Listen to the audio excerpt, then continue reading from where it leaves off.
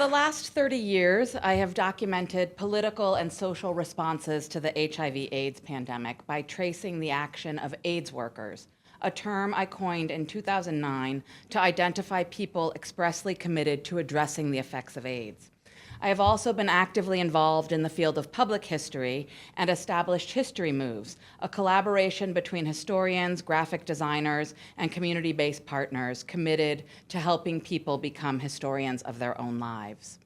My most cherished piece of AIDS work is called I'm Still Surviving, a living women's history of HIV/AIDS, which marries my interest in public history with the interdisciplinary field of gender and women's studies.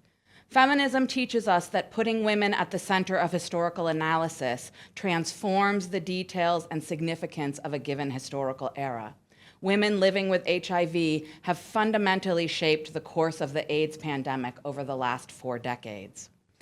I'm Still Surviving began a few blocks from here when I met a group of about a dozen women at the Harrison Street office of the Women's Interagency HIV Study, the longest-running longitudinal study of HIV's natural history in people assigned female at birth. The women had all been health research subjects for 2 decades, now 3 decades, and were eager to become historical researchers.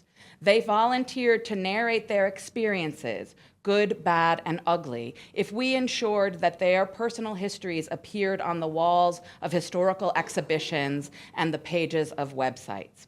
We soon expanded the project to 2 additional sites, Brooklyn and Raleigh-Durham, and the women pictured here on the left-hand side are at SUNY Downstate and participated in a history workshop about their lives as New Yorkers living with HIV.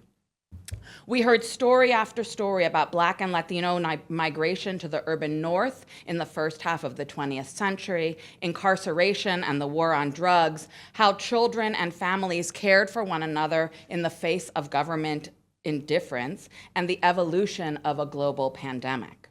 Together, we curated these histories into an interactive website on the right called stillsurviving.net, and we produced a 3-part self-published book series and a traveling pop-up exhibition that traveled around Chicago in 2016. I want to end with the middle image of the 9 ID cards from Cook County Hospital on the slide. On the first day I met the Chicago women, I asked if they had any objects they associated with their lives as people living with HIV. Numerous women at the table pulled out a tattered, bright orange card that read, "Always bring this card with you." Deborah, one of the narrators who I've been working with for the last 10 years, we just submitted our first peer-reviewed article, remembered, "Nobody wanted to be with the AIDS patients at Cook County Hospital. So what did they do? They trained the AIDS patients to go sit with the AIDS patients because we knew we needed comfort, and so we went and comforted our people." She concluded, "HIV definitely saved my life. I knew enough to know I didn't want to die, and that meant getting clean and getting sober." Thank you.